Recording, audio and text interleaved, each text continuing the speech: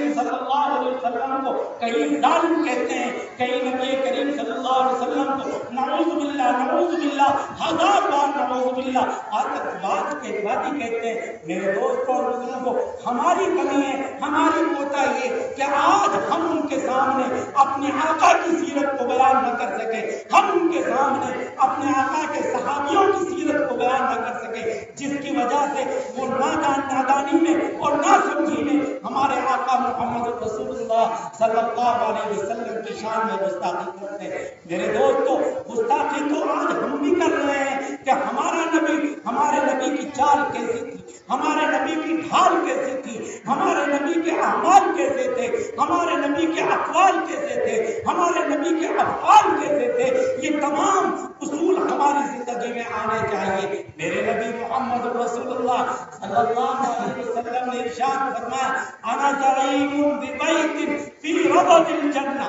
آپ دیکھیں، دنیا کا کوئی بھی آدمی ایسی قیمتی بات نہیں بتائی کسی نے بھی جتنی قیمتی بات نبی کریم صلی اللہ علیہ وسلم نے بتائی ہے۔ غور تو کیجئے، ذرا توجہ سے سنیے، انا زعیم ببیت فی ربض الجنہ لمن ترک المراء وان کان محقا۔ میں اس آدمی کو جنت کے فرنٹ پر گھر دلانے کا ذمہ دار ہوں جو حق پر ہونے کے باوجود بھی جھگڑے کو چھوڑ دے۔ اندازہ لگائے، حق پر ہونے کے باوجود بھی جھگڑے کو چھوڑ دے۔ نبی کریم صلی اللہ علیہ وسلم نے فرمایا، میں اس آدمی کو جنت کے فرنٹ پر گھر دلانے کا ذمہ دار ہوں۔ دوسری بات نبی کریم صلی اللہ علیہ وسلم نے فرمایا، وَبِبَيْتٍ فِي رَبَضِ الْجَنَّةِ لِمَنْ تَرَكَ الْكَذِبَ وَإِنْ كَانَ مَادِحًا۔ میں اس آدمی کو جنت کے بیچوں بیچ، جنت کے وسط میں گھر دلانے کا ذمہ دار ہوں جو مذاق میں بھی جھوٹ کو چھوڑ دے، جو مذاق میں بھی جھوٹ کو چھوڑ دے۔ اور نبی کریم صلی اللہ علیہ وسلم نے فرمایا،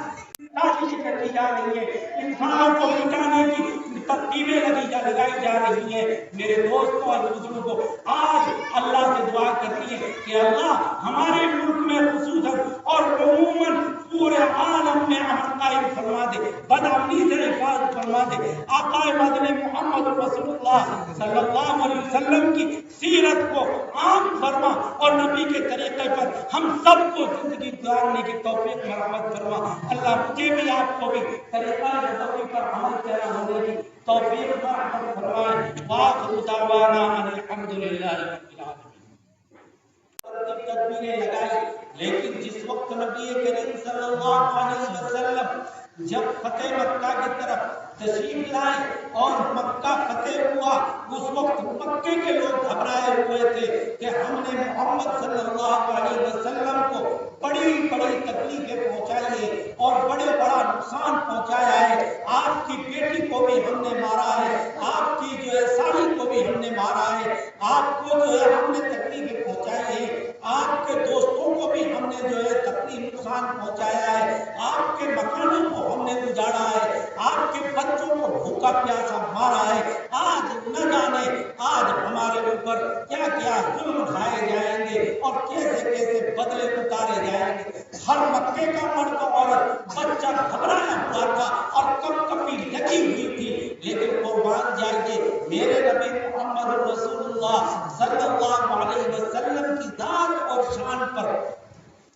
کہ آپ صلی اللہ علیہ وسلم نے یہ اعلان فرمایا، جس طریقے سے میرے بھائی یوسف علیہ السلام کو اس کے بھائیوں نے دشمنی میں اس کو ختم کرنے کے لیے جو ایک کنویں میں ڈالا تھا اور پھر کنویں سے ایک قافلے والے اسے نکال کر مصر کے بازار میں بیچ دیا گیا تھا، اللہ کے فضل سے وہ وقت کا بادشاہ بنا اور دوستوں عزیز بزرگوں اسی کے در پر بھیک مانگنے جو ہے اس کے بھائی پہنچے اور اس کے بھائیوں نے ان کے آپس میں پہچان ہوئی کہ یہ تو یوسف علیہ السلام ہے۔ وہ گھبرا گئے کہ ہمارا کیا حال ہوگا۔ یوسف علیہ السلام نے فرمایا، لا تثریب علیکم اليوم، آج کے دن تمہیں کوئی تانا زنی اور کوئی تکلیف کوئی نقصان نہیں پہنچایا جائے گا۔ جو بات میرے بھائی یوسف نے کہی وہی بات میں کہتا ہوں، تمام مکے والے بے فکر ہو کر اپنے گھروں میں آرام سے رہے، آج کے دن تم سے کوئی بدلہ نہیں لیا جائے گا۔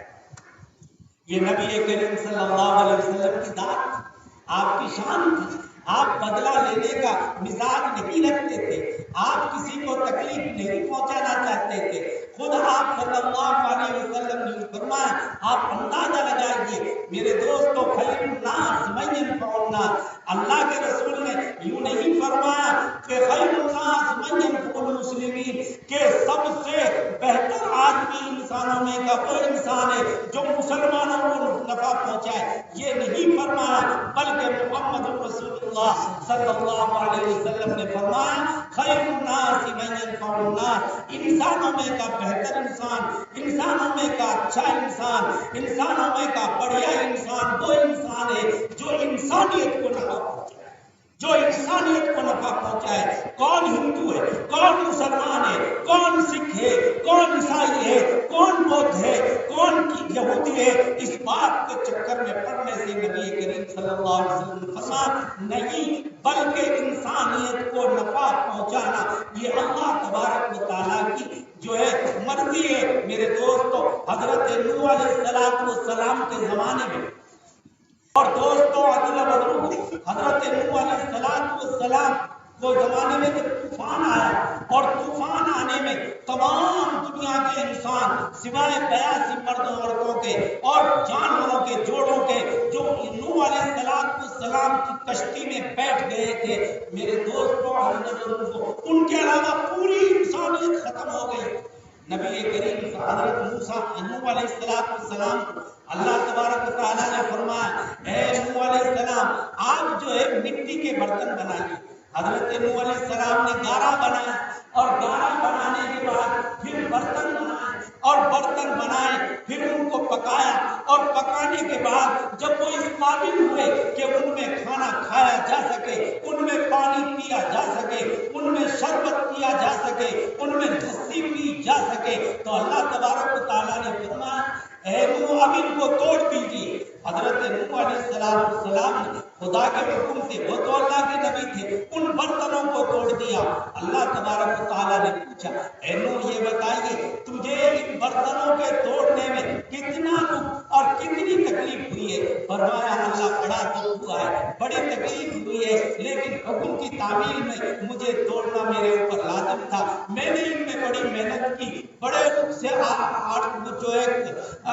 گارا گوندا، اور پھر بڑے اس سے میں نے پیار سے ان کو بنایا، پھر ان کو کھایا، پھر ان کو پکایا، اور جب قابل ہوا اس کے کہ وہ کھانے کے قابل ہو گئے، پھر آپ نے توڑنے کا حکم دیا۔ اللہ تبارک و تعالیٰ نے فرمایا اے موسیٰ، اے نوح علیہ السلام مجھے بھی اتنی ہی تکلیف ہوئی تھی جب میں نے اپنے بندوں کو اس طریقے سے جو ہے طوفان کی زد میں ہلاک کیا۔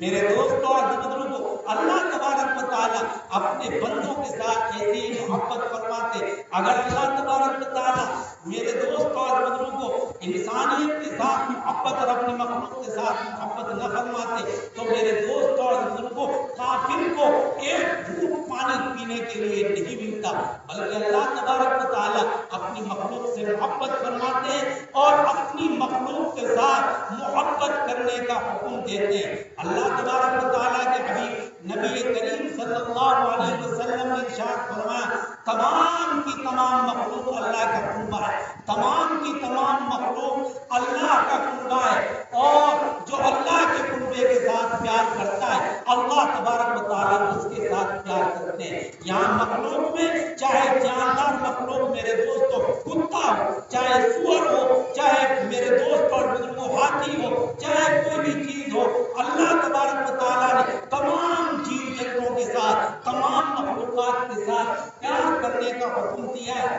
بیشتی زیور میں حضرت تھانوی رحمۃ اللہ علیہ نے سچی کہانیاں لکھی ہیں، ان میں آپ نے سنا پڑھا ہوگا یا سنا ہوگا، ایک عورت تھی، بڑی جو ہے گندی قسم کی عورت تھی، میرے دوستوں اور بزرگوں فاحشہ عورت تھی، طائفہ عورت تھی، بڑی جو ہے لوگوں کو تکلیف پہنچاتی تھی۔ لیکن ایک دن رات چل رہی تھی، ایک کتا ایک کنویں کے پاس اس نے دیکھا، وہ کیچڑ میں اپنا منہ رگڑ رہا تھا۔ عورت سمجھ گئی کہ یہ کتا جو ہے پیاسا ہے، یہ کتا جو ہے پیاسا ہے۔ میرے دوستوں اور بزرگوں، اس نے اپنے پاؤں کا موزہ نکال کر اور اپنی اوڑھنی میں باندھ کر اور کنویں میں اتارا، کتے کو پانی پلایا، آقا مدنی محمد رسول اللہ صلی اللہ علیہ وسلم نے فرمایا اس کتے کے اوپر رحم کرنے کی وجہ سے اس عورت کو میں نے جنت میں دیکھا، وہ عورت کتے کے پانی پلانے کی وجہ سے سورگی بن گئی، جنتی بن گئی۔ میرے دوستوں عزیز و بزرگوں، اسی طریقے سے ایک عورت تھی جو دوستوں عزیز و بزرگوں وہ بڑی دیندار تھی، بڑی اللہ والی تھی، لوگوں کا بڑا خیال رکھتی تھی، لیکن اس کے گھر میں چوہے بہت زیادہ تھے۔ اس نے چوہوں کے لیے، چوہوں کو ختم کرنے کے لیے اپنے گھر میں بلی پالی، اور نہ اس بلی کو کھانے کے لیے دیا نہ پینے کے لیے دیا کہ اگر اس کو کھانا کھلاؤں گی، اگر پانی پلاؤں گی، یہ کتوں کو تلاش کر نہیں کھائے گی جب اس کا پیٹ بھر جائے گا۔ اس لیے اس نے بلی کو پانی نہیں پلایا، اور وہ بلی جو ہے بھوکی پسائی تڑپ تڑپ کر مر گئی۔ آقا مدنی محمد رسول اللہ صلی اللہ علیہ وسلم نے فرمایا میں نے اس عورت کو جہنم میں دیکھا، حالانکہ دیندار تھی، لیکن ایک بلی کو تکلیف پہنچانے کی وجہ سے وہ عورت نرک میں گئی، جہنم میں گئی، اور ایک کتے کو پانی پلانے کی وجہ سے ایک طائفہ عورت جنت میں نبی کریم صلی اللہ علیہ وسلم سے۔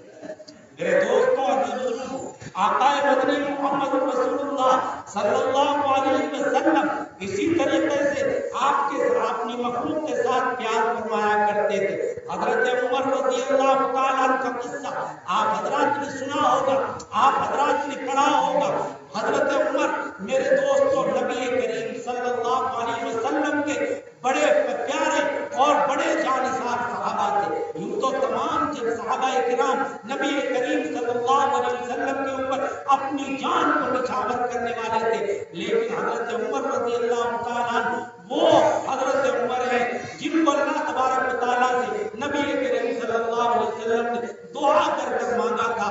حضرت عمر جب خلیفہ بنے، جب بادشاہ بنے، تو راتوں کو جو ہے میرے دوستوں عزیز و بزرگوں راستوں میں سفر کیا کرتے تھے، اور راستوں میں بستی کے مدینے کے آس پاس اور جنگلوں میں میرے دوستوں گشت کیا کرتے تھے۔ کہیں کوئی تکلیف میں تو نہیں ہے، کہیں کوئی پریشانی میں تو نہیں ہے۔ میرے دوستوں عزیز و بزرگوں ایک آدمی قافلہ دیکھا، وہ اس قافلے میں ایک تمبو انہوں نے خیمہ تانا ہوا تھا، اور اس میں آہ آہ کی آواز آ رہی تھی۔ حضرت عمر رضی اللہ تعالیٰ رات کے اندھیرے میں اس خیمے اور تمبو کے پاس پہنچے، اور وہاں ایک مرد تھا، اس سے پوچھا کہ اندر سے آہ آہ کی آواز کیا آ رہی ہے؟ فرمایا میری عورت ہے جس سے بچہ پیدا ہونے کا درد ہے، اور اس وقت یہ حال ہے۔ حضرت عمر رضی اللہ تعالیٰ فوراً الٹے پاؤں جو ہے اپنے گھر تشریف لے گئے، اور اپنی عورت سے کہا کہ میں تجھے جنت کا سستا سودا لینے جا رہا ہوں، چلیے آپ میرے ساتھ۔ حضرت عمر رضی اللہ تعالیٰ نے گھر سے کچھ دانا اور کچھ میرے دوستوں دلیا اور کچھ جو ہے گھی اور کچھ جو ہے میرے دوستوں کو کیا کہتے ہیں اس کو، کچھ جو ہے دودھ اور کچھ جو ہے میرے دوست گڑ وغیرہ لے کر، کھجور وغیرہ لے کر، اور اپنے مدھوؤں پر دھر کر لے گئے۔ آپ کے جو ہے میرے دوستوں غلام نے کہا اے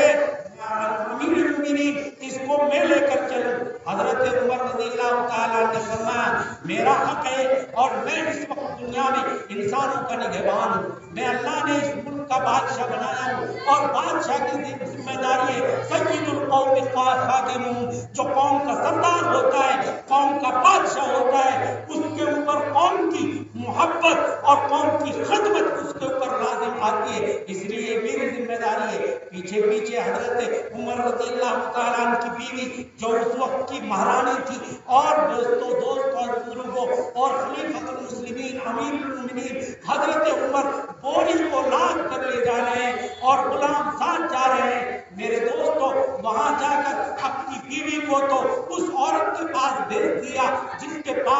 کو